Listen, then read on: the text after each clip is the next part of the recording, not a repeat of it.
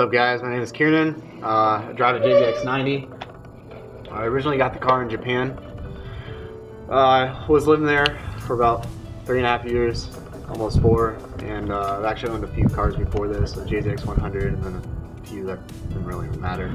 So when I got the car, it was actually pretty clapped out. I got it for $2,300, which was like pretty normal for JZXs at the time frame, because they're just grandpa cars, and usually the locals in Japan were the only ones drifting them, and it's really dependent on the region that you're in. So I got it pretty cheap, but it was pretty beat up. Body panels pulled off of it, dings everywhere. Transmission was it was originally an auto, so I swapped the R154 into it. But slowly but surely, I ended up putting the car together. So I've owned the car for about 4 years now. Just imported to the States, I want to say about a year ago, maybe a little more, 1.5 years. So it took forever. The importing process was ridiculous, and it got here when the government shut down, so that was great. So for wheels, I have 18x10 plus 15 TE37Vs, so square setup. I run spacers in the back because the in-style flares are 40 mil. They're pretty aggressive.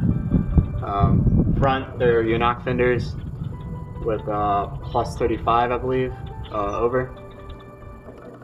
So the engine's pretty much in its stock form, other than the turbos were rebuilt by Drift Motion. So I'm running about 13 PSI, and it was street tuned.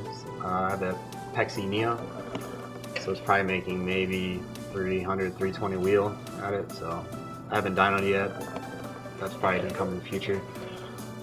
I have Grady intercooler piping with Grady intercooler, and there's some HKS bits mixed in there. So the interior of the car has ZX2 ride seats for driver and passenger. For gauges, I have the Duffy Advanced CD, Pexi Neo, and then a Grady Profect cruise controller. Also, for my wideband, I have an Innovate. For the steering wheel is a Sparco. Actually, it's been in 5 or 6 of my different cars from the States, and then before that, one in my 100, and then ended up in my 90 as well, so it's been in almost every car I've owned. And last, I have a K-brake VIP table, which is pretty dope, pretty hard to come by. So for suspension on the car, for all four corners, I run D-Max Super Street coilovers, 24K in the front and 8K in the rear. It's a pretty typical setup for JZXs for competition use. For the rear of the car, I have mostly KTS arms, so traction, tow, and lower control arms. And then the uppers are a company called Zenki out of Japan. For subframe bracing, I have solid subframe mounts by Weds and differential mounts by Weds as well. For the front of the car, I have a Heyman angle kit, which is the same kit Daigo Saito runs. It's the 1200 PS kit, so the knuckles are at 1200 PS. The lower control arms are plus 35 mil, and 110 JZX tension rods, so it allows for a better lock.